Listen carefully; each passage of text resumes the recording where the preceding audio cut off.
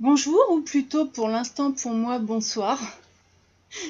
Je vais commencer à être une habituée de la vidéo en fin de journée, mais c'est vrai que les journées elles sont courtes et que parfois le temps me manque pour faire tout ce que j'ai envie de faire. Donc je vous demande de bien vouloir me pardonner si la couleur ressort pas terrible. Je vous accueille aujourd'hui dans mon boudoir. Voilà, hein, joli. Pour vous parler d'un livre surprenant. Non, alors, je vais être très sérieuse. C'est vrai que j'ai découvert un style littéraire un petit peu particulier, quand même. On pourrait appeler ça un thriller musical. Alors, je ne l'ai pas du tout pris comme ça, je vais vous expliquer pourquoi. Mais il s'agit d'ADN. Alors la couverture, moi je trouve la couverture de ce roman absolument magnifique. C'est vraiment superbement travaillé.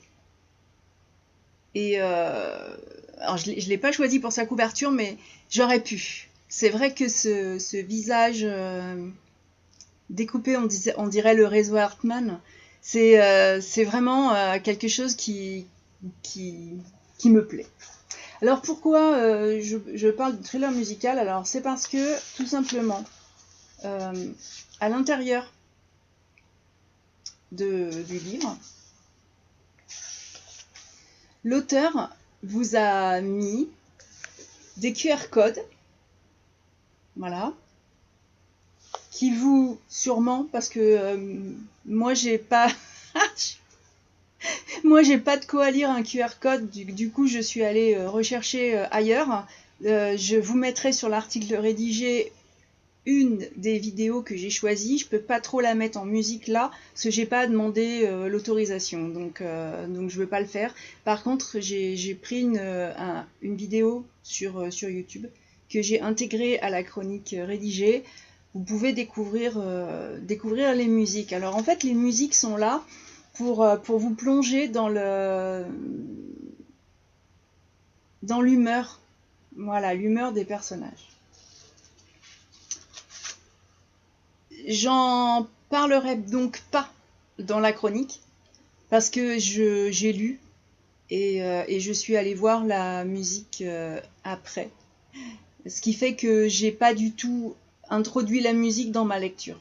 Et d'ailleurs, je l'aurais pas fait, même parce que au premier coup, étant donné que les textes sont en français, c'est vrai que quand je lis des textes en français vont me gêner, ou fallait arrêter la lecture. C'est un petit peu comme chacun le veut. Mais par contre, c'est une originalité. Voilà. Je crois pas avoir... Ah, si, j'ai lu il y a pas longtemps un livre qui avait une playlist sans les QR codes, mais qui pouvait aussi nous emmener... cette playlist a été mise sur YouTube et on pouvait éventuellement l'écouter en lisant le livre. Moi, j'avoue que j'ai toujours un fond musical quand je lis. Par contre, j'ai plutôt tendance à aller sur des musiques de films que j'aime et pas des chansons avec des paroles, que ce soit en français ou en anglais. Alors, déjà, si je mets des trucs que j'aime, je vais chanter au lieu de lire, ce qui n'est pas forcément le plus recherché. Et puis, j'ai des listes comme ça de musique de films. D'ailleurs, bien souvent, c'est des films que j'ai pas aimés. C'est assez curieux. Mais par contre, où la musique est très très belle. Et j'ai des playlists et en fin de compte, je les ai mises par style littéraire, je vais dire. Voilà. J'en ai plusieurs. Et c'est vrai que je peux par contre écouter un morceau en boucle en lisant un bouquin.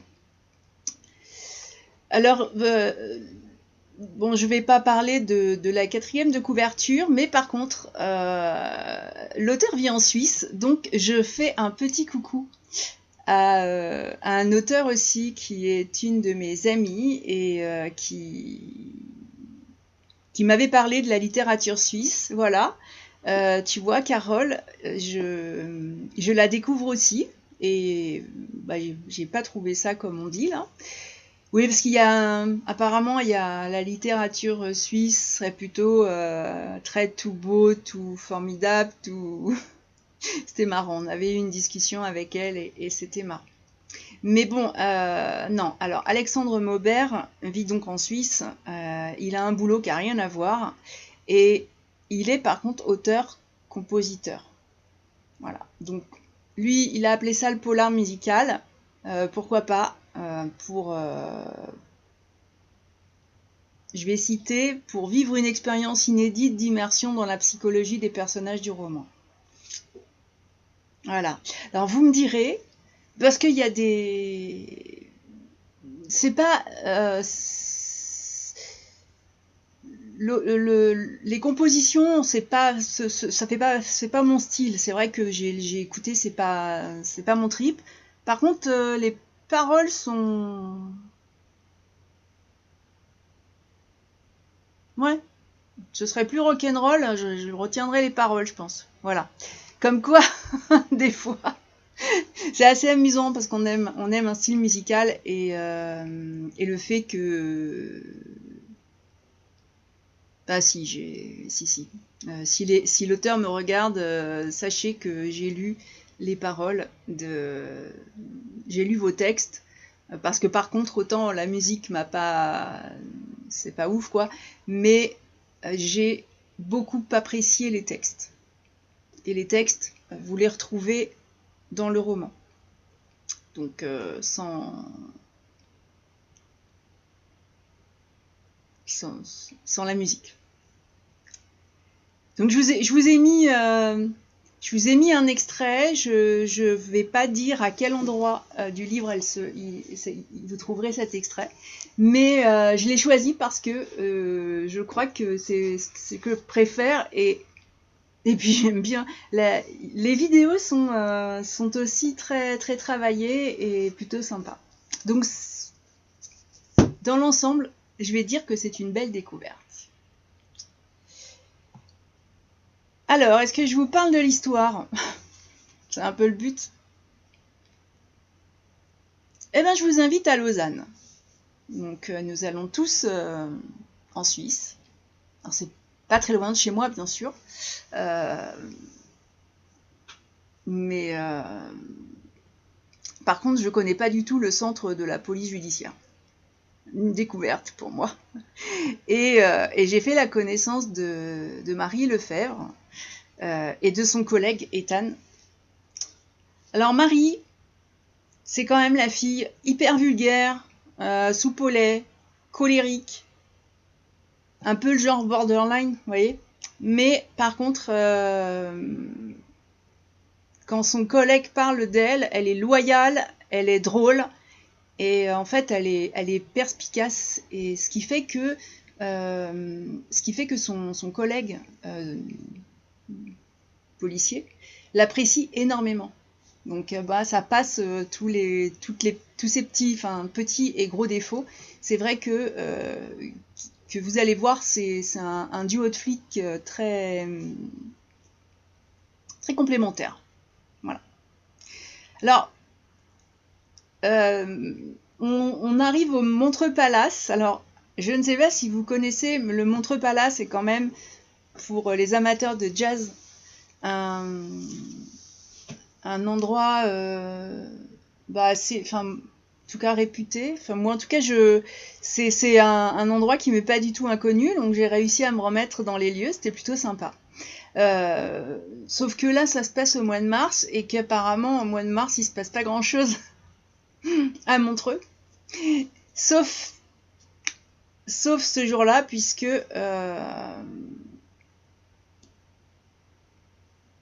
un généticien en retraite a été assassiné.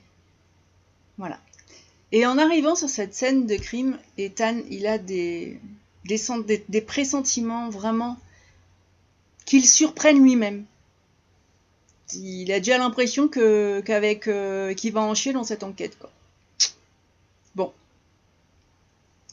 Alors c'est vrai que la police scientifique Ne retrouve aucun cheveu sur la scène de crime.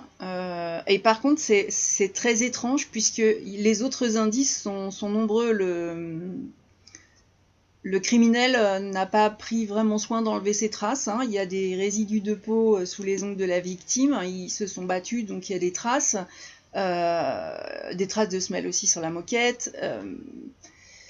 Du coup, ben, qui dit peau sous les ongles dit recherche ADN. Ce qui est en général très pratique pour la police si les criminels sont fichés, et il lance une recherche. Cette recherche accuse de façon assez surprenante Alexis Deschamps, qui est le fils de la victime. Donc pour Marie, c'est une affaire qui est hop là, bien c'est hop, terminé. Sauf que comme on est au début du livre, vous vous doutez bien que non. L'affaire n'est bien sûr pas résolue. On reste avec le fils de la victime qui lui était fiché pour diverses choses. Donc voilà pourquoi ils l'ont trouvé si vite, mais ça s'arrête là. Alors en fin de compte, lors de leur interrogatoire, ils sont bien embêtés parce que le couple Deschamps, donc ce généticien en retraite et son ex-femme, parce qu'ils sont divorcés, mais à l'époque où ils étaient mariés, ils ont eu des quintuplés, des quintuplés monozygotes. Donc évidemment, ils ont tous un patrimoine génétique identique. Ça fait plus un seul suspect, mais 5. C'est vrai que l'équilibre du duo de policiers, enfin disons qu'Ethan avait un pressentiment étrange qui va continuer à en avoir un. Marie, elle, par contre, c'est vraiment non, c'est pas fini. Et puis il va falloir interroger, parce que c'est vrai que tout le monde est un petit peu dispersé de par le monde, pas forcément en Suisse. Et c'est une énigme en fait qui est beaucoup plus compliquée qu'il n'y paraissait au départ. Alors les enfants sont nés le 9 mars 2000 aux États-Unis.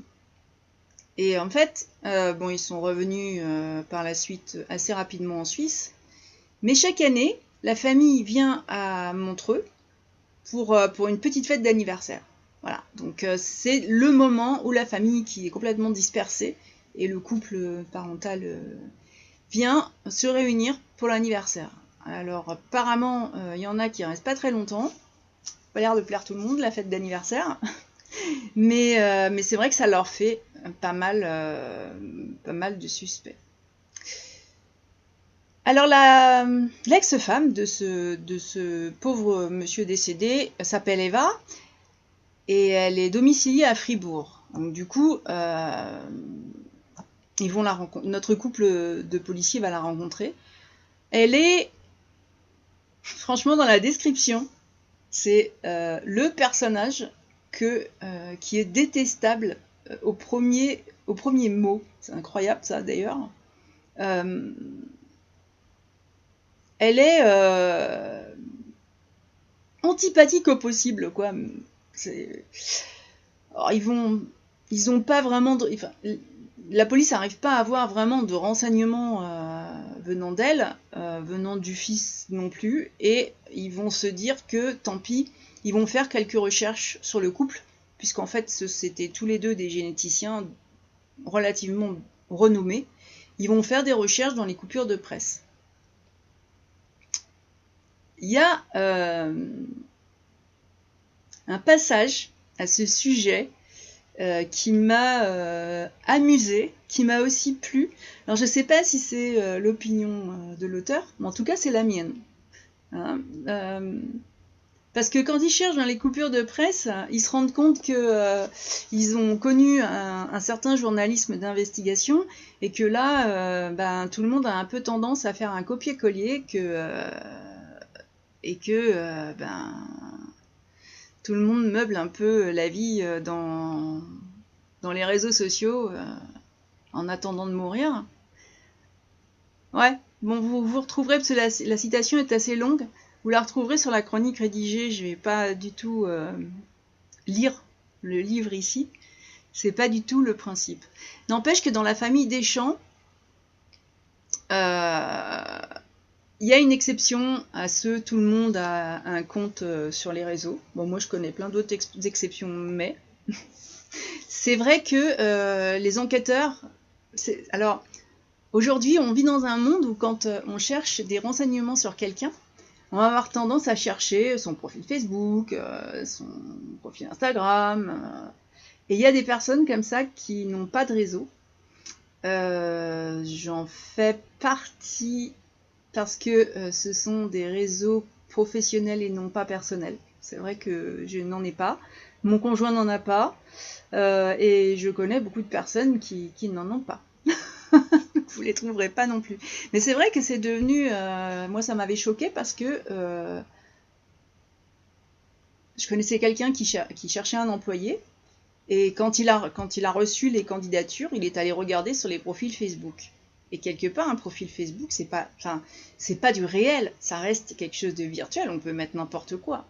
Et ça m'avait choqué, et c'est vrai que j'en suis vraiment revenue depuis, ainsi que beaucoup de personnes d'ailleurs qui travaillent dans ce monde-là, j'ai remarqué. Parenthèse refermée. Donc c'est vrai que j'ai beaucoup apprécié. Donc les enquêteurs n'ont pas de public, enfin, ils trouvent rien sur les réseaux et il leur reste les publications scientifiques pour collecter des indices, hein, parce que effectivement les publications scientifiques, oui, ouais, en Suisse on les a aussi. C'est vrai qu'en France on peut récupérer assez facilement les publications des scientifiques.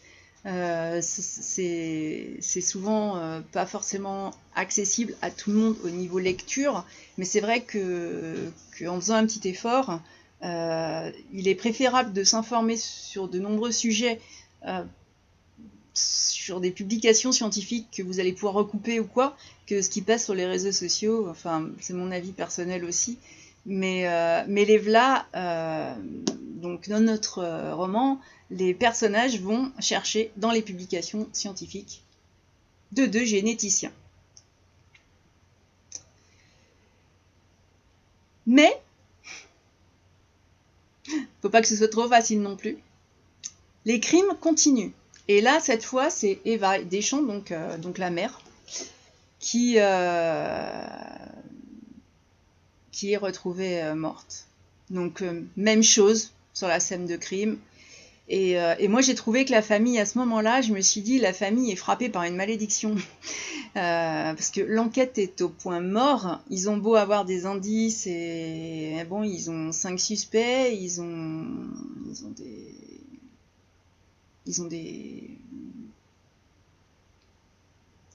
tous des alibis, finalement, et c'est la question qui se pose, c'est mais qui est le criminel, parce que en fouinant un peu, ils s'aperçoivent quand même que les apparences sont assez trompeuses et que les histoires familiales ont toutes leurs petits et gros secrets. Donc, à vous de découvrir cette enquête policière qui est joliment menée d'ailleurs et qui développe tout un tas de thématiques à méditer. Comme je ne veux pas spoiler, je vais plutôt vous parler de tout ça. Alors Ethan, je vous rappelle que c'est un des deux flics. D'accord ? Lui, il vit avec son conjoint. Son conjoint s'appelle Théo. Okay, ils ont un chien sultan. Donc en fait, alors Ethan a en plus une maladie assez méconnue. Il n'a pas de poils. Voilà, donc c'est vrai que ça donne un aspect assez étrange qui lui a valu énormément de moqueries quand il était petit. Donc c'est vraiment quelqu'un qui a souffert. Et en plus, il continue un peu à en souffrir quelque part. Parce que c'est un personnage qui a été abandonné. Oui, il a tout gagné, lui. Il a vraiment, Donc il n'y a pas de pilosité, il est homosexuel, et ça, faut pouvoir le vivre quand même de nos jours. Et puis, il a eu de la chance parce que il a été abandonné. Alors, on l'a abandonné enfant dans un caddie devant un supermarché, ce qui est quand même horrible. Et lui a été quand même adopté par une famille qui était aimante et qui lui a énormément apporté. Mais le sentiment d'abandon, il le traîne derrière lui, quand même. Et ce personnage a vraiment une importance énorme dans cette lecture, que ce soit au niveau de l'enquête ou au niveau personnel. C'est vrai qu'on va le retrouver toujours partout. Et on va découvrir que c'est vrai que c'est déjà pas forcément facile de vivre l'homosexualité. Par contre, j'ai été très surprise parce que bon, la romance n'est pas mon style de lecture. En plus, je pensais pas du tout en trouver là-dedans. Par contre, là, j'ai pas seulement découvert un flic avec sa psychologie, la psychologie du personnage est beaucoup plus travaillée que celle d'un flic. C'est vraiment un homme avec ses fantasmes, ses souffrances, malgré qu'il est jeune. J'ai pas dit, mais c'est quelqu'un qui est jeune. Et puis, ça romance avec Théo, parce que l'auteur y revient pas mal sur cette romance avec Théo, et son couple tient vraiment la route. C'est même une belle histoire. Voilà, donc moi qui ne suis pas fan de romance, comme elle est, peut-être parce qu'elle est à l'intérieur d'autre chose, j'ai trouvé que c'était vraiment quelque chose de beau. Voilà. Et donc il traîne son passé, mais Théo est toujours là, et c'est vrai que c'est vraiment l'image d'un couple comme on voudrait tous.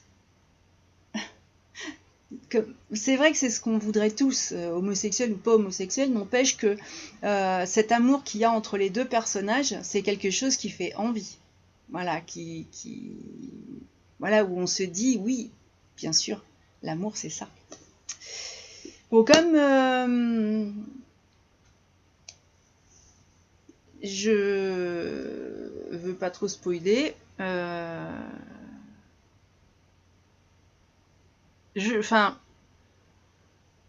on va parler d'autre chose et d'une autre thématique, parce que c'est vrai que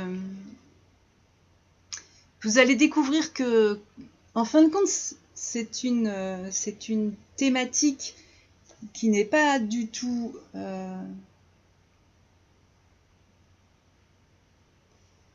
je sais pas si c'était dans la 4e de couverture, mais en tout cas, si ça y est, je n'ai pas fait attention. Et du coup, ça peut être très provocateur. Hein. La façon dont c'est mis, c'est très provocateur. Moi, je vous rassure, il n'y a pas de scène choquante. Mais ça nous oblige, nous lecteurs, à méditer là-dessus. À méditer sur la souffrance que peut... la souffrance de la différence.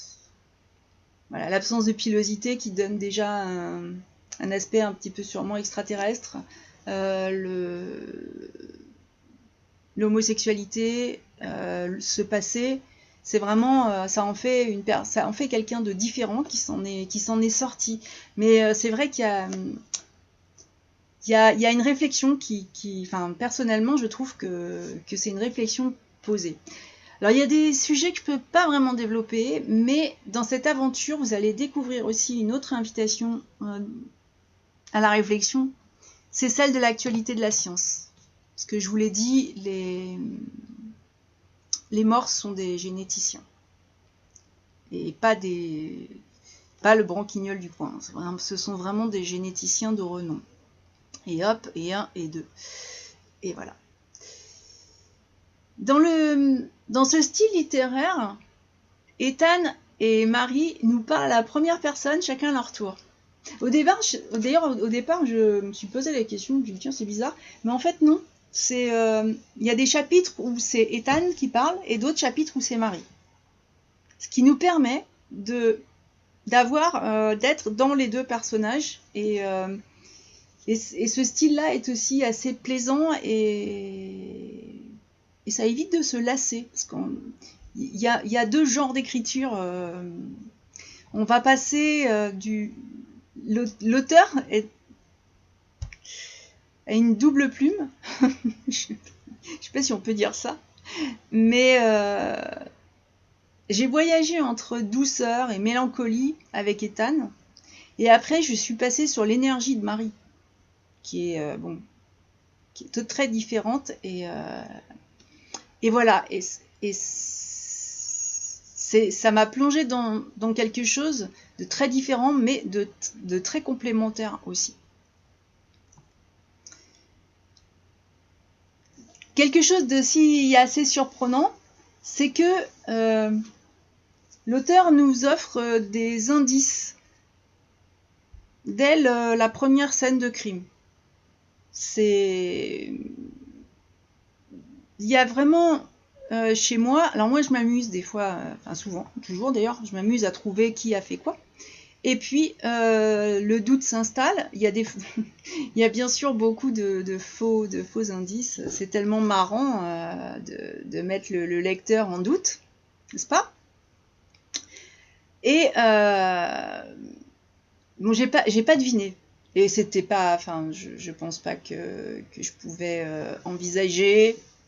Enfin, en tout cas, moi, je l'ai pas envisagé ce genre de choses, même si j'avais vraiment beaucoup de doutes, mais disons que le fond de l'histoire est aussi à réfléchir et à méditer.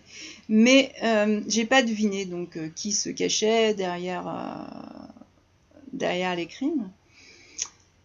Mais j'avoue que la fin, quand j'ai découvert ce qui se passait, enfin, et ce qui s'était passé, je me suis arrêtée aussi sur la position de la mère dans une famille. C'est vrai que je sais pas, enfin, puis là je peux pas dire grand chose, mais vous allez le découvrir et même si ça semble irréaliste pour quelqu'un de lambda, moi je sais que c'est pas si irréaliste que ça, justement, et que c'est même tout à fait possible. Oh. Alors il y a aussi une autre partie alors évidemment, là j'ai accroché tout de suite, puisque c'est un peu la science qui est mise en question.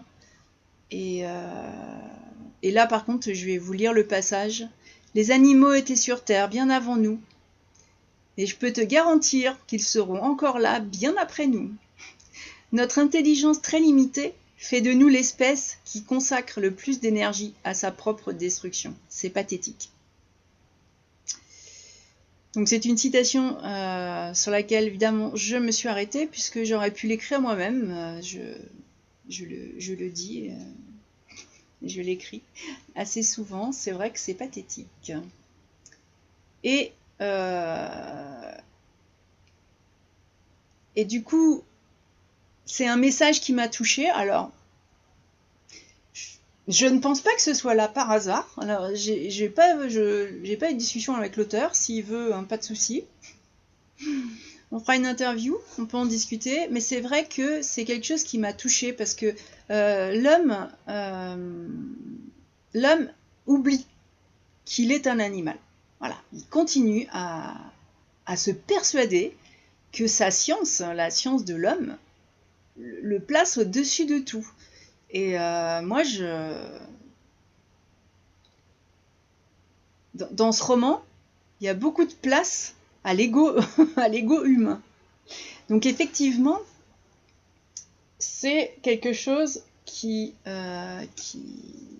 m'a touchée. Et c'est dans les discussions entre personnages.